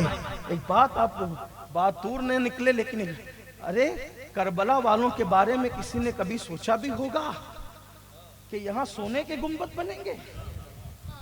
24 گھنٹے حرم کھلا رہے گا. جن کا جنازہ پڑھنے والا کوئی نہ تھا، جن کو دفن کرنے والا کوئی. آج لاوارث میت ہوتی ہے تو اس کو بھی 4 کاندھے مل جاتے ہیں، لیکن جو پورے دین کے وارث دار تھے ان کو دفن کرنے والا کوئی نہ تھا.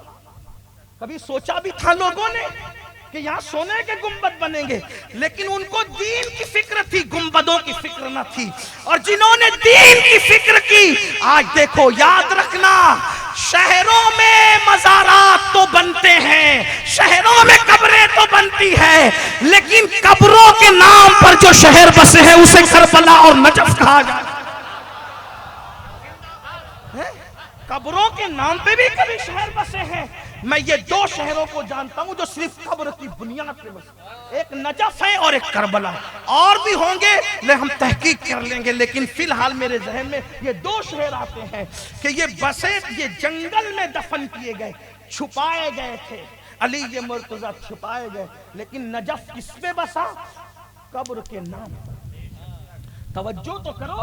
اور پھر نجف شریف نہیں بسا، نجف اشرف، اس میں تفضیل ہے، ایک ہوتا ہے شریف، ایک ہوتا ہے شریف اور ایک ہوتا ہے اشرف، بہت زیادہ شرافت والا۔ اجمیر شریف ہے، بغداد شریف ہے، کربلا شریف ہے، دیوا شریف ہے، کہ چوچا شریف ہے، مہریرہ شریف ہے، لیکن جو سب کا باپ ہے اس کا شہر شریف نہیں بلکہ اشرف ہے۔ مزار کے نام پہ بس نام کوئی تھا، اللہ اکبر، کوئی تھا دفن کرنے والا۔ اس سے پتا چلا گنبد کی فکر نہ کرو، یار کی رضا کی فکر کرو، دین کی فکر کرو، دین کی، ورنہ مرنے کے بعد کہیں ایسا نہ ہو کہ اگر آپ کے کچھ، میں نے کچھ بادشاہوں کے بھی گنبد دیکھے تو میں سوچتا ہوں یا اللہ بادشاہوں کے گنبد ہے، اوپر چادر چڑھی ہوئی، نیچے ڈنڈے پڑ رہے ہوں، ایسا نہیں کرنا۔ کس کے پڑھ رہے نہیں پڑھ رہے اللہ جانے، لیکن ایسا نہیں، اللہ کو راضی کرو۔ بات ختم کرتے ہیں، کہاں چل رہی تھی بات کے سرکار غریب نواز کے حوالے سے۔ بادشاہ نے بیٹی سے کہا تو میری بیٹی ہے، جا، وہ فقیر ہے، ایک بندہ ہے، وطن سے دور ہے۔ انسان مرد ہو تو موم کی طرح ہوتا ہے، عورت آگ کی طرح ہوتی ہے۔ موم کے قریب جب آگ پہنچی یا آگ موم کے قریب پہنچا پگھلتا ہے، نہیں پگھلتا نرم تو پڑ ہی جاتا ہے۔ اس کی آنکھوں کو آوارہ کر دے، ناپاک کر دے، بس وہ پاپ کی طرح، پاپ کی آنکھ سے تجھے دیکھ لے، پاپ کی آنکھ سے تجھے دیکھ لے، پھر ہم اس پہ جادو کر کے بھگا دیں گے، مار ڈالیں گے، اندھا کر دیں گے، پاگل کر دیں گے، جو بھی کہا۔ اب ذرا سننا، لڑکی نے گردن کو جھرجھری دی۔ اب میں تھوڑا علامہ ارشد القادری کے لب و لہجے میں بات کرنا چاہتا ہوں۔ لڑکی نے گردن کو جھرجھری دی، اپنے حسن پہ اترائی۔ اگر میں ارشد القادری کے لب و لہجے میں اس کے حسن کا نقشہ کھینچوں تو یوں کہہ سکتا ہوں، اس کے رخسار نہیں تھے، ایسا لگتا تھا جیسے کسی جھیل کے اندر ابھی کنول نے مسکرایا ہو۔ اس کی آنکھیں نہیں تھی، یوں لگتا تھا جیسے نرگس کا پھول ہو۔ اس کے بال نہیں تھے، یوں لگتا تھا جیسے سنبل کا پودا ہو۔ اگر وہ ہنس پڑے کھلکھلا کر تو یوں لگتا تھا جیسے آبشار کے جھرنے زمین پہ گر رہے ہو، یا بھوروں نے کلیوں کے کانوں میں مسکرایا ہو۔ اس کا حال یہ تھا اگر وہ چلے تو یوں لگے کہ جیسے ہرن چوکڑی بھر رہا ہو۔ تتلیوں کا باغپن، چاند کی چاندنی، لالا کا حسن، کنول کا پھول، یہ ساری مسکراہٹیں اس کے لب نہیں تھے، یوں لگتا تھا جیسے گلاب کی پنکھڑیاں تھی۔ اگر وہ جھرجھری بھر کر کے دوپٹہ اپنے چہرے سے اٹھا دے تو ہزاروں لوگ دل تھام کر کے کہتے تھے ہائے ہائے، کہ یہ دنیا کے اندر حسن کی ملکہ کو دکھا کر کے گویا کہ ہمارا حال یہ کر دیا کہ نہ نیند نینا نہ انگ چینا، اللہ اکبر، نہ آپ آئے نہ مانی بتیاں۔ حالانکہ یہ کسی نے کسی اپنے پاک محبوب کے لیے کہا ہے، لیکن میں نے یہاں استعارتاً تھوڑا سا حسن کو بے نقاب کرنے کے لیے کہیں سے بطور خیرات مجازی طور پر مصرع پڑھ دیا ہے، اہل علم سے معذرت طلب کرتے ہوئے۔ لیکن اللہ اکبر، حالت یہ تھی ایسی حسن کی ملکہ، ایسے حسن کا پری پیکر دیو جب چلا، ہزاروں نکھتوں ناز کے ساتھ، غرور کے ساتھ، تمکنت کے ساتھ، تتلیوں کے باغپن کے ساتھ، ہرن کی طرح چوکڑیاں بھرتے ہوئے ہندوستانی پازیب کے گھنگرو چھم چھم بج کر کے آنکھوں کو جو ہے وہ زیر و زبر، دل کا ماحول زیر و زبر کرتے تھے۔ اللہ اللہ، جب وہ کالی زلفیں چہرے پر آئی تو یوں لگا جیسے 14ویں کے چاند پر کالی گھٹائے پہرا دے رہی ہے۔ ایسے حالات کے اندر جب وہ اس مرد کلندر کے سامنے آتی ہے، ہزار ہزار حسن کے ساتھ، اللہ اکبر، 52 سنگھاروں کے ساتھ، اللہ اللہ، آ کر کے جب کھڑی ہوتی ہے، اتنی چتر چالاک ہوشیار تھی بادشاہ کی بیٹی، اس نے اپنے وجود پر پانی ڈالا۔ اب زبان حیا خاموش ہے، اگر کوئی کپڑا پہنے ہوئے بدن پہ پانی ڈال لے تو پھر حالت کیا ہوتا ہے؟ پہننا نہیں پہننا دونوں برابر ہوتا ہے۔ اور جب یہ کہہ کر کے اس نے پازیب بجائے اور قیامت صغریٰ بپا کرنے کی کوشش کی اس جنگل کے اندر کہ کوئی ہے نہیں، ایک نورانی چہرے والا فقیر ہے اور سر جھکا کر کے خدا جانے کس کی یاد میں مستغرق ہے، حالت استغراق میں ہے، پازیب بجتے رہے، پازیب بجتے رہے لوگوں کے دلوں کے عالم کو زیر و زبر کرنے کے لیے۔ لیکن وہ اللہ کا فقیر مرد کلندر 90 لاکھ دلوں میں عشق رسول کی شمع جلانے والا، عشق و محبت کا تاجدار امام، آنکھیں بند کر کے کسی کے تصور میں بیٹھا تھا۔ پازیب بجتی رہی بجتی رہی بجتی رہی، بالآخر تھک گئی، سوچا باپ کو ناکامی کی کیا خبر دوں گی کہ گردن جو ہے وہ جسم پر نہ رہ سکے گی، اس سے پہلے کہ جسم پر گردن کا بوجھ ختم ہو جائے آخر آواز لگا دی، اے معین الدین میرے حسن کی توہین نہ کر، ایک بار مجھے دیکھ تو لے تاکہ بابا کو جا کے بتاؤں کہ تو نے مجھے دیکھا ہے۔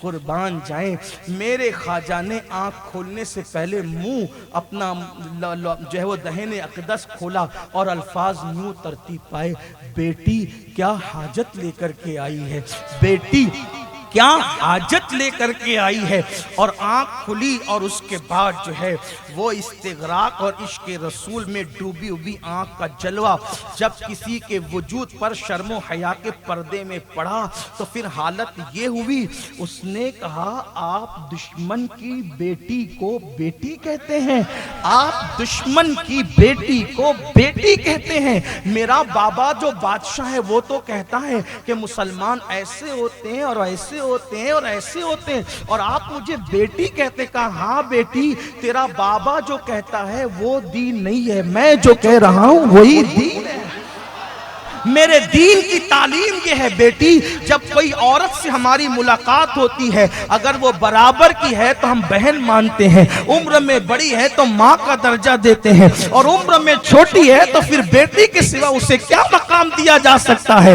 بیٹی کہا غریب نواز نے الفاظ میں اتنی چاشنی تھی، کہا معین الدین اگر تم یہی کہہ رہے ہو اللہ اکبر، بیٹی، اور غریب نواز نے اپنی نورانی چادر اس کی طرف بڑھاتے ہوئے کہا کہ بیٹی مردوں کے سامنے ایسے بے پردہ نہیں آیا کرتے، یہ ہمارے مذہب کا اپمان ہے، ہمارے مذہب کی تعلیم یہ نہیں ہے، اور چادر بڑھائی اور اپنے نانا کی اس سنت پر عمل کیا کہ آپ نے حاتم تائی کی بیٹی کو جو چادر اڑھائی تھی اور اس کے جو اثرات تھے پھر وہی تھے، اور جب چادر اڑھائی غریب نواز کی چادر سر پر کیا گئی، اور پھر کہا معین الدین اگر جو تم کہتے ہو وہی اسلام ہے تو پھر میں بھی کلمہ پڑھ کے اسلام میں داخل ہوں۔